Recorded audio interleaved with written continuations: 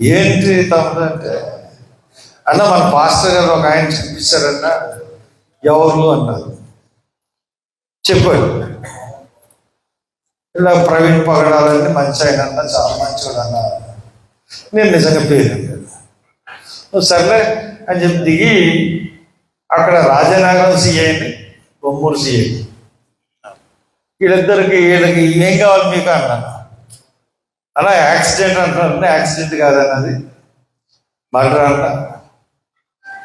నీకు ఆధారాలు ఏంటారు? CC footage చూస్తే తెలుస్తుందా? మరి అక్కడ అక్కడ ఏం సీసీ ఫుటేజ్ అంటే ఎదురుకుండా పెట్రోల్ బంక్ ఉంది. ఈయనే చెప్పాడు. అంటే ఫుటేజ్ సంపాదించి ఇవ్వండి, చాలా సింపుల్గా వాళ్ళిద్దరికి చెప్పేసి ఆ ఫుటేజ్ ఏదో ఇవ్వండి, చెప్పేసి ఇచ్చేయండి అని చెప్పేసి నేను వెళ్ళిపోయాను. అంతకుమించి నాకు సంబంధం లేదు.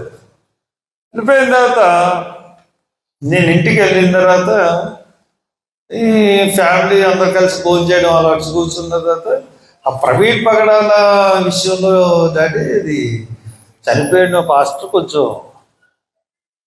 గట్టోళ్ళలాగా ఉన్నాడు అన్నాడు. బస్ అబ్బాయి ఏంటంటే ఒక వీడియో పెట్టండి అంటే చూడమన్నాడు. ఆ ఫ్యామిలీ గ్రూప్లో పెట్టాను అన్నాడు. చూసాను. చూస్తే అబాలిషన్ ఆఫ్ హిందూ యాక్ట్స్ అంటే ఎప్పుడెప్పుడు ఏ హిందూ యాక్ట్ హిందూ యాక్ట్ ఎప్పుడెప్పుడు మనకి అబాలిషన్ జరిగిందో అన్నది చాలా క్లియర్గా ఉంది. అంటే సతీ సహగమనం అంటే భర్త చనిపోతే భార్యను కాల్చేది. అది ఏ ఇయర్లో బ్రిటిష్ గవర్నమెంట్ వచ్చిన తర్వాత రద్దు చేశారు. ఒక శూద్రుడు పెళ్లి చేసుకుంటే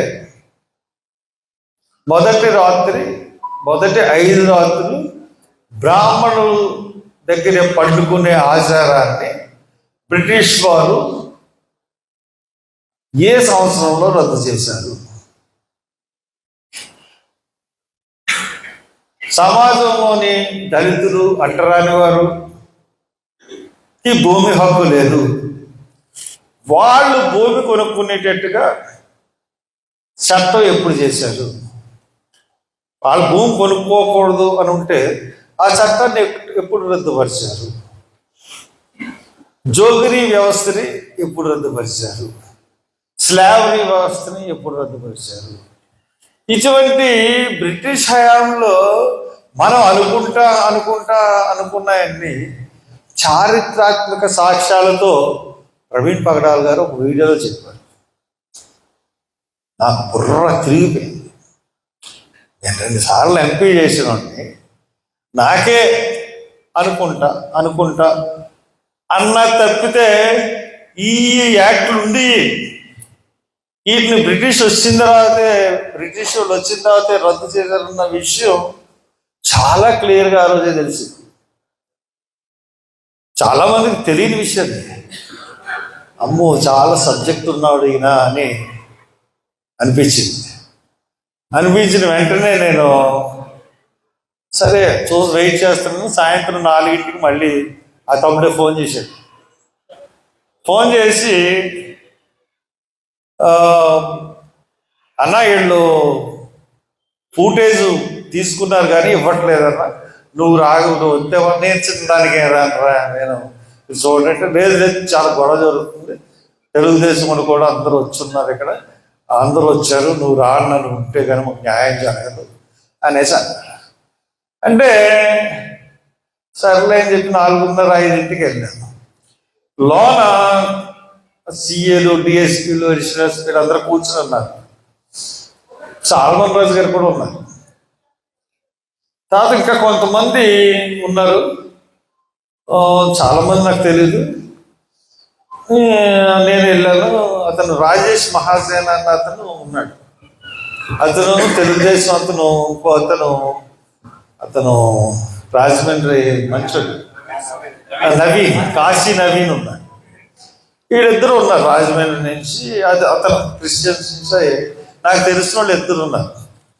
వీళ్ళిద్దరు ఉన్న తర్వాత సీసీటీవీ ఫుటేజ్ చూపెట్టడానికి మీ ఫ్యామిలీ మెంబర్స్కే చూపెడతామని అంటున్నారు పోలీసులు.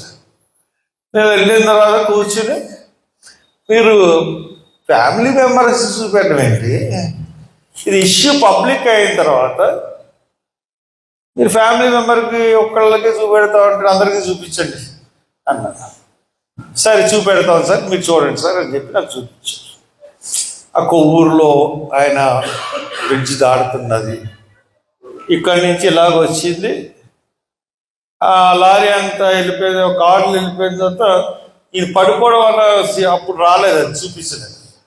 తర్వాత దుమ్ము రేగినట్టుగాను ఇది యాక్సిడెంట్ లాగా నాకు కనపట్లేదండి అన్నారు. వెంటనే రాజేష్ అన్న ఆయనకి చూపించారు. ఇది చూస్తుంటే 90% యాక్సిడెంట్ లాగా కనపడుతుంది. ఇది యాక్సిడెంట్ అనండి, మనం చూసుకోవాల్సింది ఇది యాక్సిడెంటే. ఆయన అక్కడే డిక్లేర్ చేసేసి బయటకు వచ్చి, ఇంక అవసరం లేదండి, ఇంక ఇది అయిపోయింది, ఇక యాక్సిడెంట్ అని చెప్పేసి ఆయన బయటకు రావడం, ఆయన అనౌన్స్ చేసేయడం, వెళ్ళిపోవడం జరిగింది. నేను పోలీసులు నన్ను కన్విన్స్ చేస్తున్నారు, ఇది యాక్సిడెంట్ మళ్ళీ చూడండి, మళ్ళీ చూశాను. నేను కన్విన్స్ అవ్వట్లేదు. డిఎస్పీ అందరితో చెప్పాను, నేను కన్విన్స్ అవ్వలేకపోతుంది ఇది యాక్సిడెంట్ అని. ఇది యాక్సిడెంట్ కాదు, కనపట్లేదు యాక్సిడెంట్ లాగా అని బయటకు వచ్చి చెప్పాను. ఇది యాక్సిడెంట్ లాగా అయితే నాకు కనపడటం లేదు, యాక్సిడెంట్ చెప్తున్నారు పోలీసులు, యాక్సిడెంట్ కానే కాదు, ఇది ఏదో ఉంది అని చెప్పాను. చెప్పిన తర్వాత దాని తర్వాత అలా మెల్లిగా వెళ్ళిపోవడం, పోస్ట్ మార్టం అవ్వడం, పోస్ట్ మార్టం తర్వాత ఈ విషయాలన్నీ జరుగుతూ ఉన్నాయి. మీకు ఫస్ట్ ఇన్సిడెంటే చెప్తున్నాను. అయిన తర్వాత మనకి రోజు రోజుకి రకరకాల పరిణామాలు, రోజులు గొడిచి కొలది విపరీతమైన పరిస్థితులు. ఆ రోజున వచ్చిన రాజమండ్రిలో ఉన్న ప్రతి పాస్టర్ వచ్చాడు. ఆ రోజున 24, 25వ తారీఖున ఒక్క పాస్టర్ ఇక్కడికి రాలేదు, ఒక్క మనిషి కూడా ఇక్కడికి రాలేదు. ఎంత భయానికి వాళ్ళని గురి చేసిందో మీరు అర్థం చేసుకోవచ్చు. ప్రతి పాస్టర్కి వార్నింగ్లు ఇచ్చారు. ఆ రోజు గొడవ చేసినటువంటి పిఎం రాజుకి కూడా, అందరికీ వాళ్ళు వార్నింగ్ ఇవ్వలేని మనిషి ఈ ప్రపంచంలో ఉన్నాడంటే నేనే. నాకు వార్నింగ్ లేదు, నాకు భయం కూడా లేదు చెప్పలేదు. అది వాళ్ళకి తెలుసు. ఆయన ముట్టుకుంటే డేంజరు, ముట్టుకుని కొలితే రెచ్చిపోతాడు అన్నది తెలుసు. అయిపోయింది. తర్వాత నాకు సడన్గా ఈ 3వ రోజున ఇస్తా అన్నారు ప్రిలిమినరీ రిపోర్ట్, ఇవ్వలేదు. 3వ రోజు నాకు వచ్చేసింది.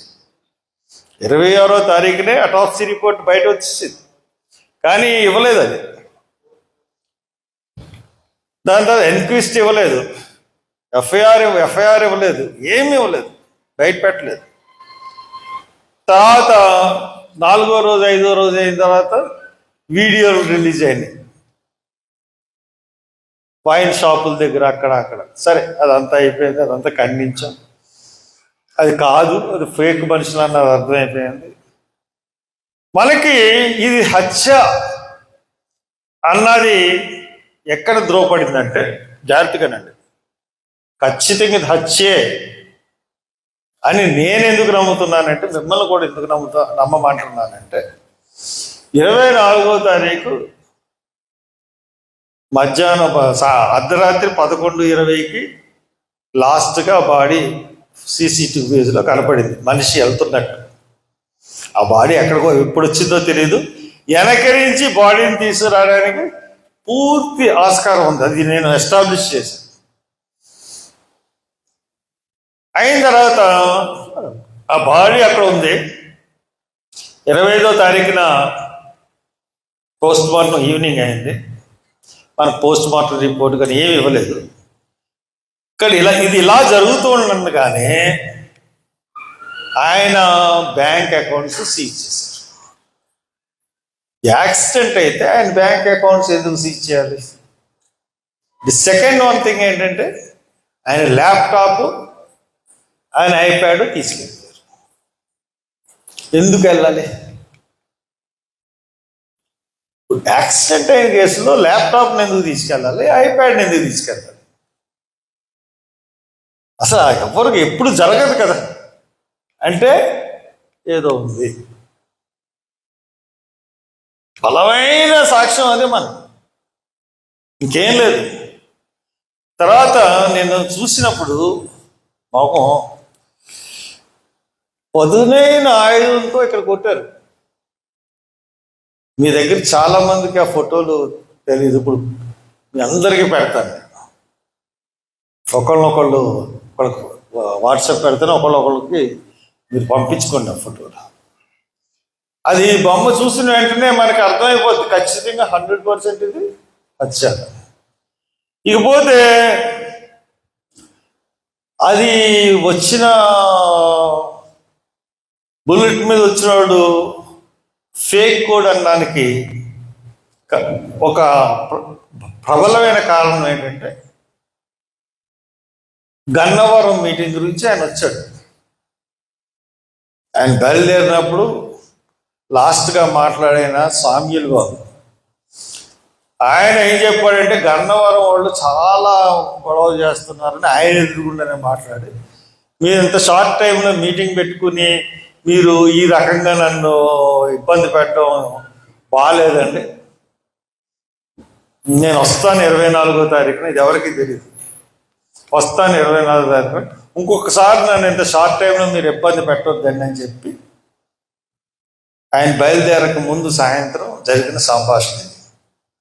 సామ్యూల్ బాబు గారిని రాజమండ్రి ఆయన ప్రవీణ్ గారితోనే ఉంటారు.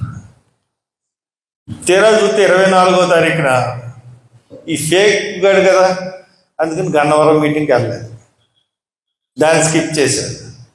గన్నవరం వాళ్ళకి వార్నింగ్ ఇచ్చారు, ఈ డేట్ని మార్చుకున్నాడు ఆయన 25కి అని చెప్పారు. అలాగే మార్చుకున్నట్టుగా వాళ్ళు చెప్తున్నారు. ఇప్పుడు ప్రతి దగ్గర వాళ్ళు మేనేజ్ చేస్తూ వచ్చారు. సరే ఇక్కడికి వచ్చారు, ఇక్కడ అయింది. దాని తర్వాత టీవీల్లో ఎన్నిటి గురించి వచ్చేసిన తర్వాత వీటికి మాటకు ఏమీ సంబంధం లేదు, సీసీటీవీ ఫుటేజ్ లేవో టీవీల్లో చూపెడుతున్నారు, వాటికి మాకు సంబంధం లేదు అని చెప్పారు. చెప్పిన తర్వాత ఆ సీసీటీవీ ఫుటేజ్లు అన్నీ వెళ్ళిపోయినాయి. చాలా సీరియస్గా మేము దీని మీద వర్క్ చేస్తాం. చేసి మోటివ్ ఏమి ఉంటుంది, ఈయన్ని మోటివ్ ఉండాలి కదా ఒక మనిషిని చంపాలంటే. సరే ఇతను మాట్లాడుతున్నాడు హిందూయిజం గురించి, క్రిస్టియానిటీ గురించి, ముస్లిమ్స్ గురించి, 3 మతాల గురించి మాట్లాడుతున్నాడు, అంతలోనే చంపేస్తారా ఏంటి? ఏదో కారణం ఉంటుందని. కానీ ఒక నైట్ అంతా శ్రీరాజు వర్క్ చేశాడు. నైట్